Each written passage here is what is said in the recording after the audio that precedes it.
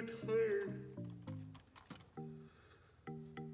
Well, nobody will really mess with my stuff here.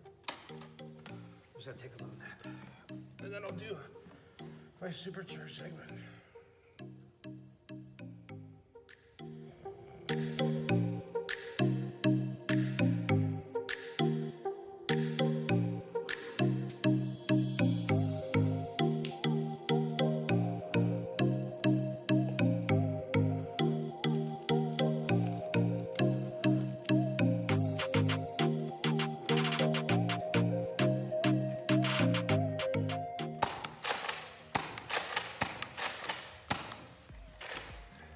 I'm up. So, welcome to Sunday Supercharged Segments. Where's all my stuff?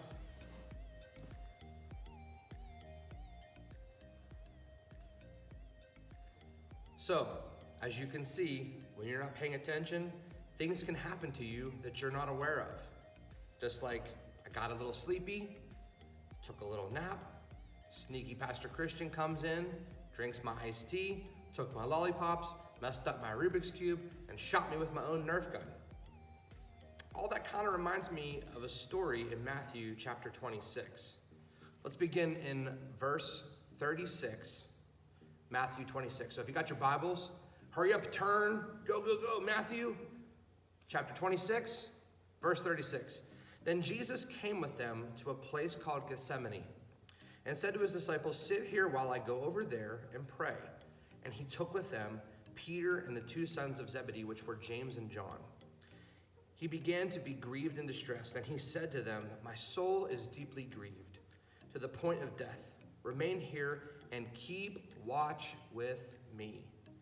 And he went a little beyond them and fell on his face and prayed, saying, "My Father, if it is possible, let this cup pass from me, yet not as I will, but as you will." Verse 40, and he came to the disciples and found them sleeping, and said to Peter, "So you men could not keep watch with me for 1 hour. Keep watching and praying that you may not enter temptation. The spirit is willing, but the flesh is weak." Peter, James, and John were tired. They were walking so much with Jesus, and they fell asleep. They weren't paying attention. Jesus had asked them to watch and pray so that you don't fall into temptation. Verse 42, he went away again a second time and prayed, saying, "My Father, if this cannot pass away unless I drink it, your will be done." Again he came and he found them sleeping, for their eyes were heavy, and he left them again and went away and prayed a third time, saying the same thing once more. He came to the disciples and said to them, "Are you still sleeping and resting? Behold, the hour is at hand, and the Son of Man is being betrayed into the hands of sinners. Get up, let us be going. Behold, the one who betrays me is at hand." You see, if you're not paying attention to your surroundings, you never know when temptation is going to come. I believe in this time of craziness right now, our usual way of life, it's turned upside down.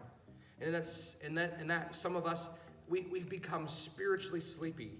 We're not reading our Bibles. We're not praying. We're not spending the right amount of time with Jesus. When we do this, we often stop being alert to the Lord. 1 Peter 5:8 says, "Be alert and sober mind. Your enemy, the devil, prowls around like a roaring lion, seeking someone to devour." As we become more spiritually sleepy, we are more susceptible to being tempted to do the wrong thing. Maybe things that we normally wouldn't do. Maybe tempted to be really disobedient with our parents. Maybe not doing the things that they're asking us to do. The last part of the passage, Jesus says, "Get up, let us be going. Behold, the one who betrays me at hand." Listen, the enemy is at hand. He wants to get you while you're off guard, while you're not paying attention, while you're spiritually sleepy or physically sleepy. He wants to get you. He wants to tempt you to get you away from God. He wants to do anything he can to drive a wedge in between you and Jesus in your relationship. However, here's the good part. We all know that Jesus is way more powerful than the devil. James 4:7 says, Submit yourselves then to God. Resist the devil, and he will flee from you.